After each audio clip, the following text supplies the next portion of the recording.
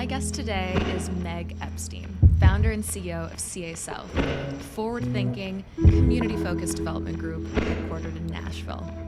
Meg tells us the story of how she started from scratch and built out an impressive portfolio, which currently has 10 projects under development, and how she succeeded by harnessing the power of data, technology, and responding to the needs of the market. I was personally really inspired by how she sets these ambitious goals and she does not stop until she's achieved them. So, without further ado, I present Meg Epstein.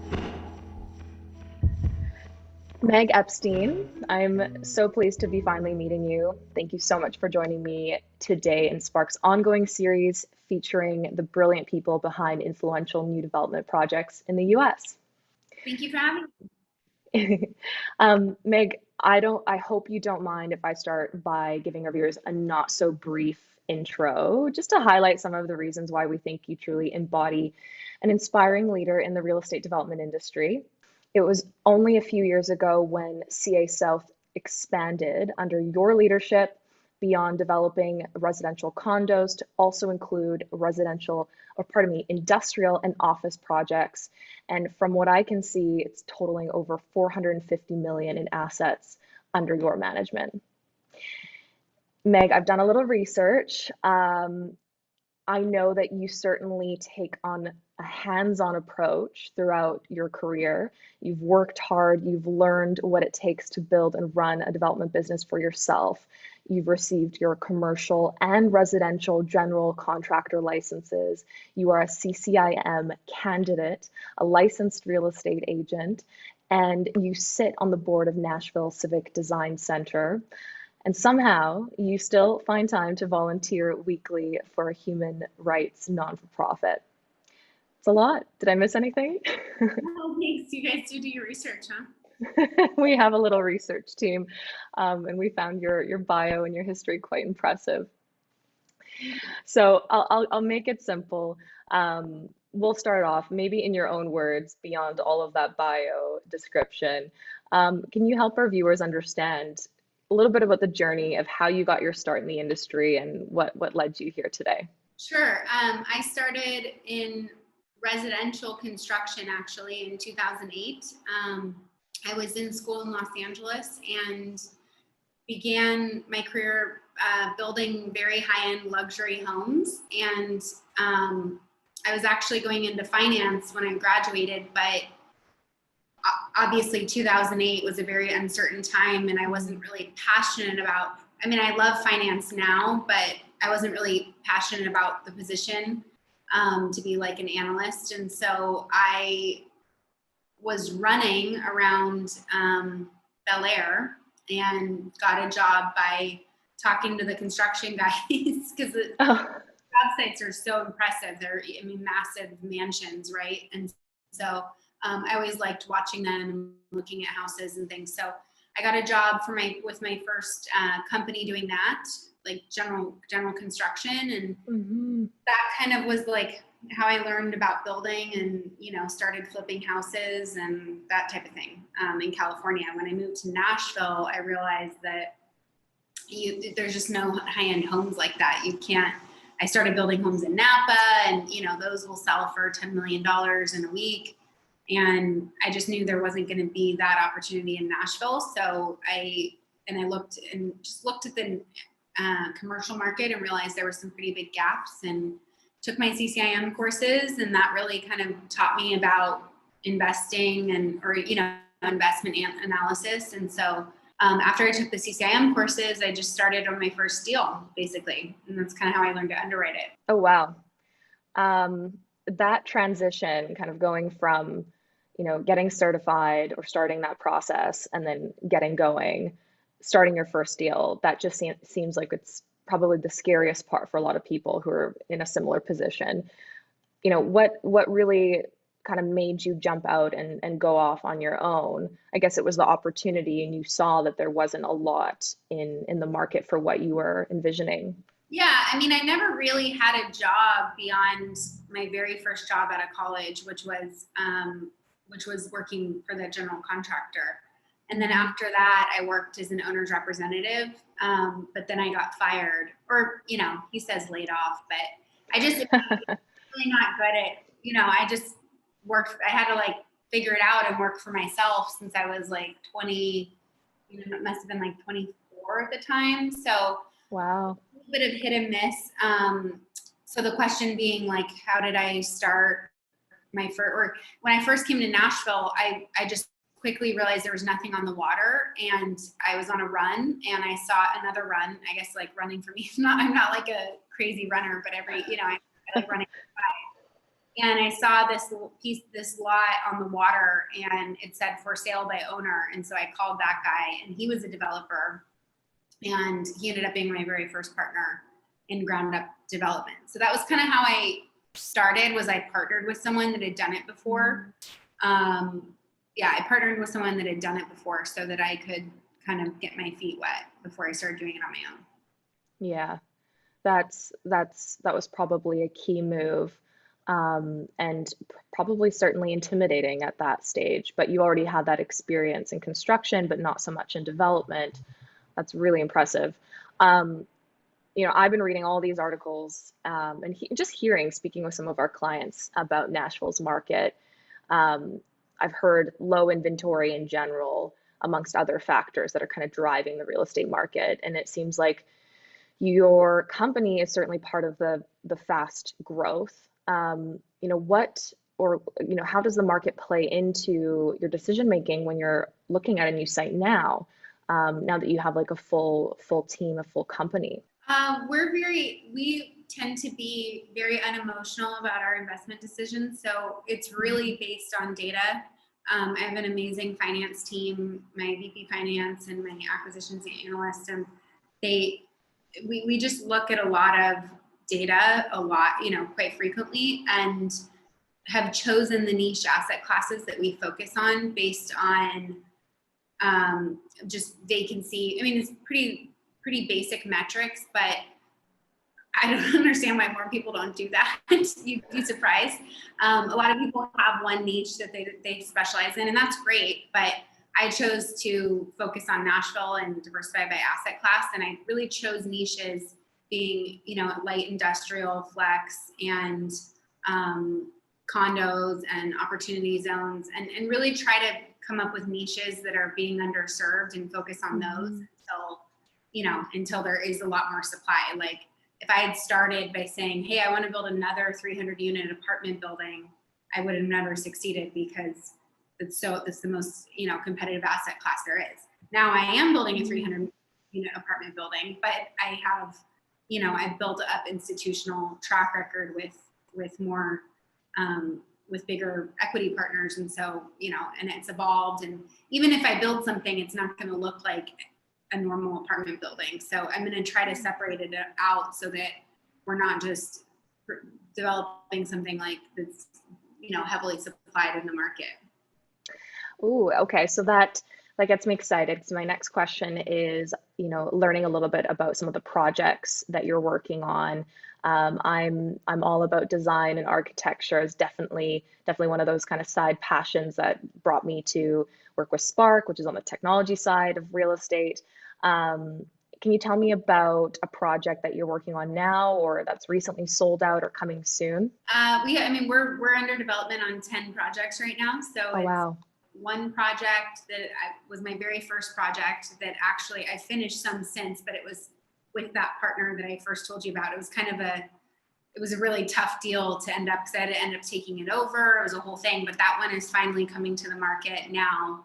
And it has been, it's right across from Oracle's new campus, and it's right on the water. And so sales projections have, completely surpassed what I underwrote. And we did a VIP round, and I released 5 units. They were gone in four days. It was just like, it's really crazy. So that project's called Eve. It's on the water. I'm super excited about it. It's been one that I've been wanting to get done and sold a long time. So it's really perfect timing. I have,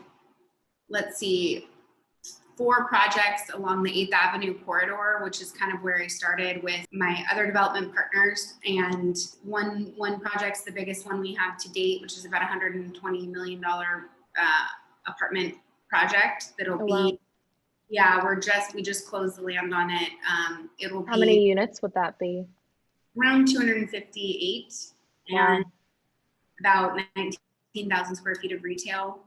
But it's a really amazing design, and we try to make, a central courtyard to kind of bring in the community, and it'll have some artistic sculptural elements and things like that kind of make it special and appeal to all these people that are coming from the coast.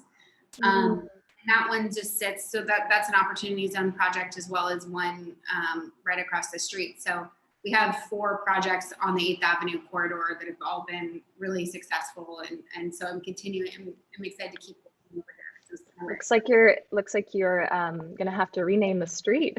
I'm trying to get down the street. We'll just see if the city will let me do that. Shifting into some questions that maybe you don't normally get in this type of interview, being mindful of time, but can you give us a little bit of information about maybe a defining moment in your career, whether it be in personal life or in your real estate career, that really shaped you today? I mean, there's extreme successes and extreme failures that I think have shaped me. I mean, the worst one was probably one of my first deals, and the one I mentioned on the water. I really knew nothing about how capital stacks are built, or LPs and GPs, or really just not that much. I mean, I understood construction, but development's a lot more complicated, and the developer that was selling the land was much, much older, and just really, it turned out that it wasn't going to work. Like, what he had designed wasn't buildable. And I was just in a really tough spot, because I had, I raised money for it, and I really put everything into it. And I kind of had to it was extremely stressful time. I wasn't sleeping. I mean, it was just like, it was very, very hard. But out of sort of necessity, I had to figure it out, right? And that's one of my most successful deals now. So I think that's really tough, a tough point to, enter into a bad partnership, essentially. But at the same time, it also forced me to kind of take over the deal. And, I had the help of another partner that was able to help come in and redesign the building and, get it to work, fortunately. But it was sort of like, I don't think if I had jumped in and if I knew everything, or I knew how hard development was, I probably wouldn't have done it. Most people, but I just didn't know. And I didn't know that it was hard to raise capital, or, people are always, I think it's so hard to raise capital. And I know it is, but I just didn't know that at the time. So it was just like, oh, well, I'll just get, $10 million or something. I can just call someone online, and, that's what I did, but because I didn't have any sort of preconceived ideas, like my family wasn't in development or anything like that. So I think that was back in 2000, like the end of 2016. And so that was a pretty turning point in terms of branching into commercial. And then I think, getting my first real investor, my first private equity fund investor, was another big turning point. Wow, that must have been a big moment. Yeah, that was a pretty big success. Yeah. And that was just really, again, like I think I called him off the CCIM directory. Wow. And he invested in my very first deal that was still one of my most successful deals.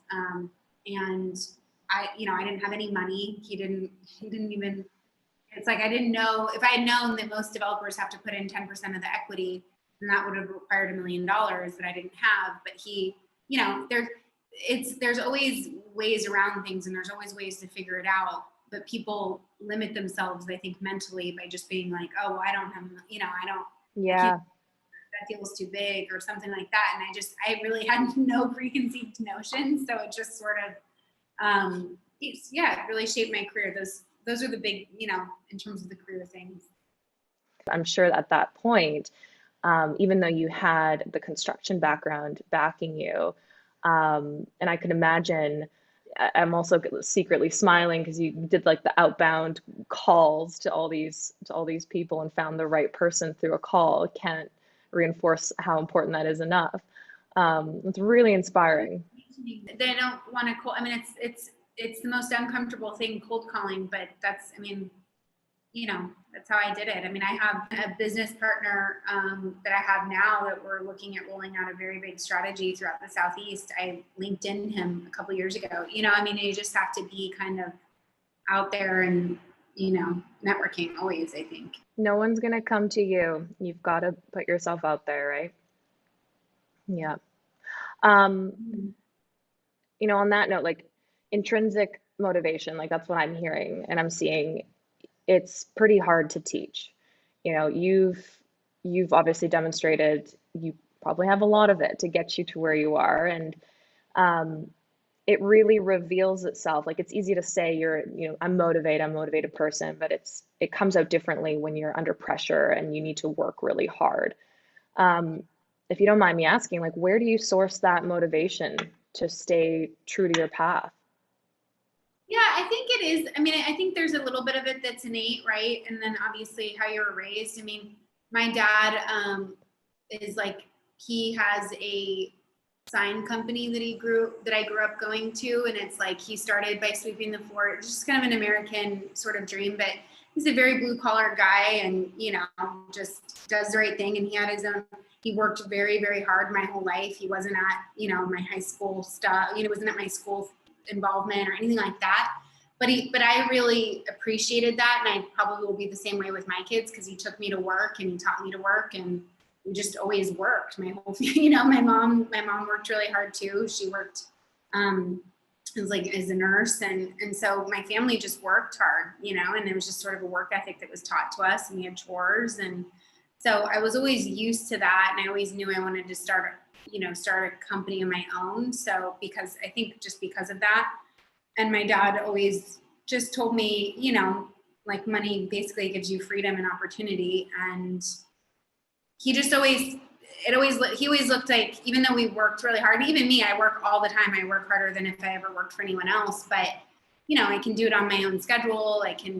I'm not answering to anyone. And I think that's kind of something that is worth working super hard for. So that's kind of what originally taught me or motivated me. Now, obviously I have a husband and I focus a lot on nonprofit things and I have a great team I love working with. So it's a little different, but I also just really like what I do, That helps. I can't imagine.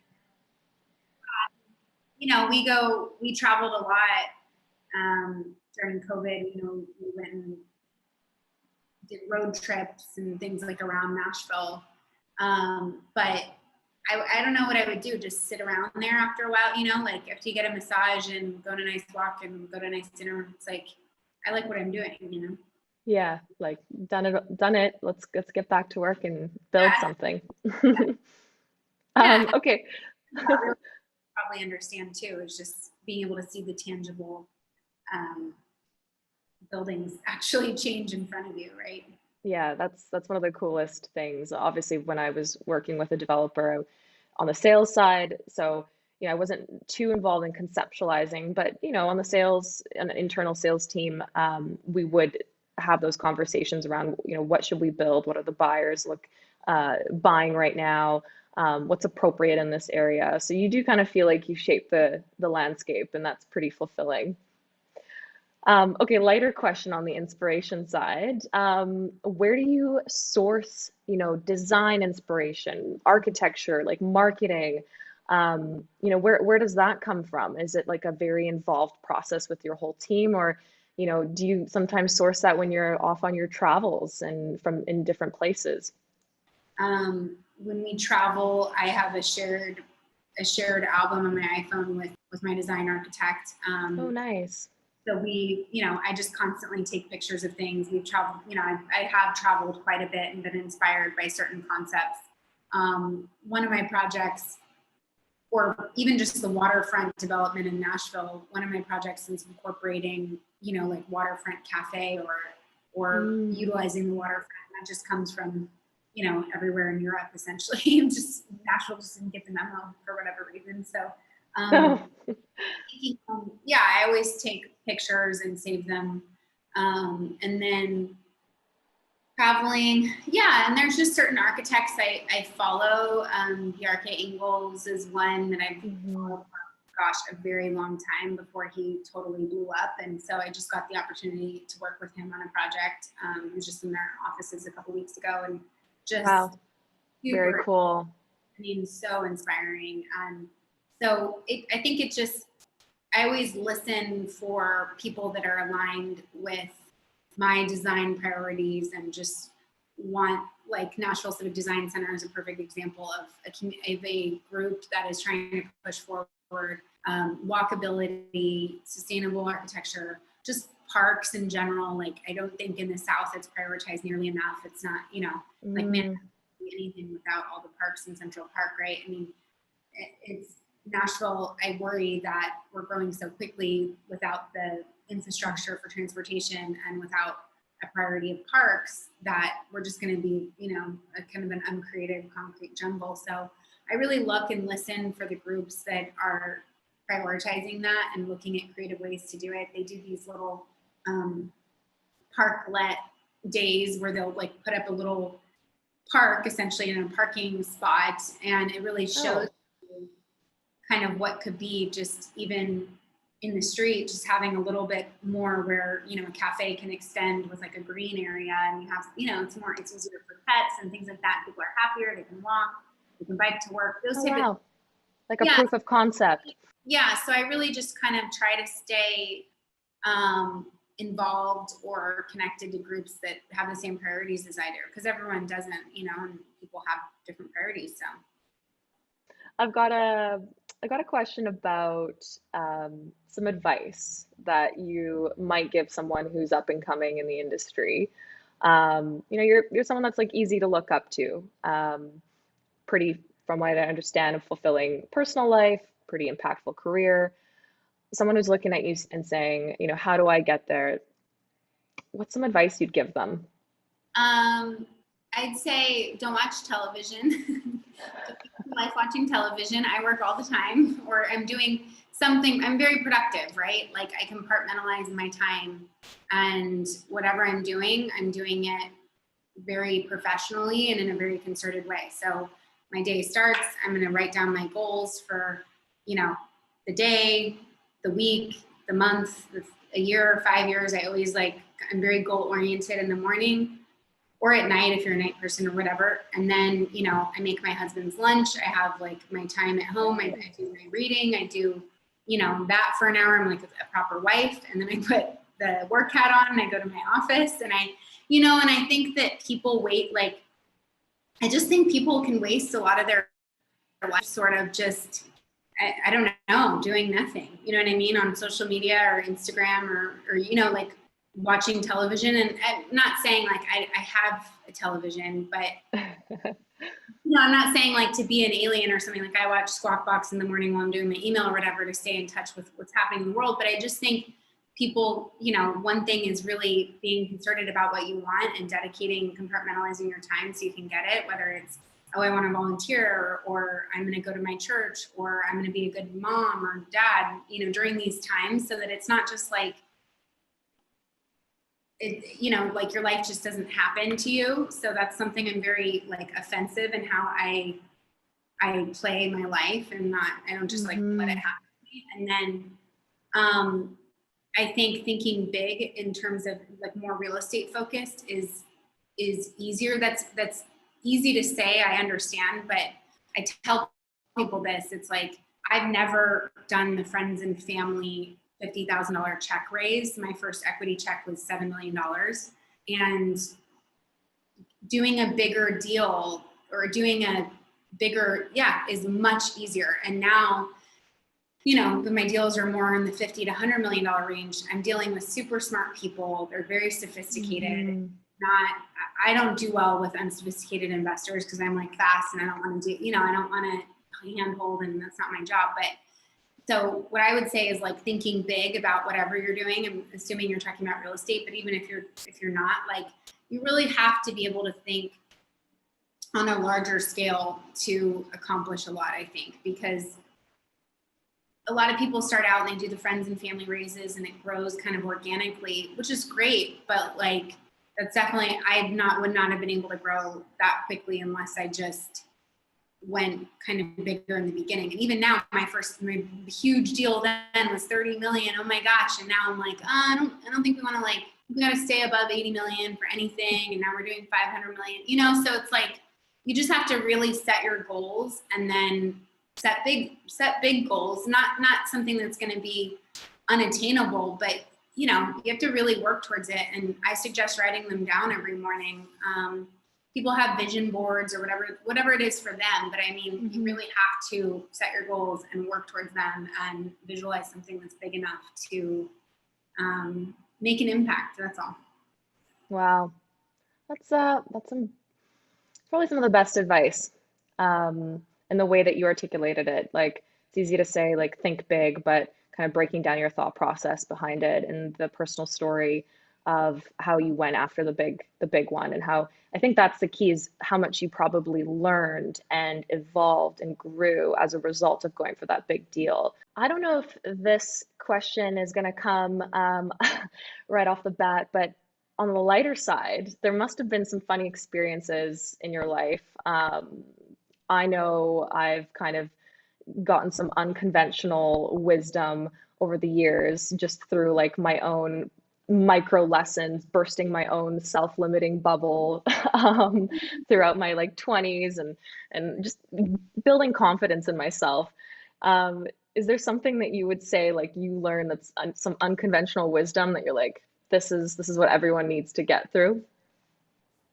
I mean, what I would say is like, just for anyone, and I know it's like not, I don't want to be like trite or something, but it's like I manage a private equity fund now. I don't have an MBA. I don't have any credentials. I never even knew what that was. Like, I didn't know I grew up on a pear orchard in Sacramento. I was like 45 minutes from Sacramento, like out in the middle of a pear orchard. Like, you don't have to be like, don't fall into the buckets of, if you don't want to. I mean, it takes, if you want to be, you're asking this is assuming that an entrepreneur is not for the faint-hearted, but if you want to be one, you have to, just don't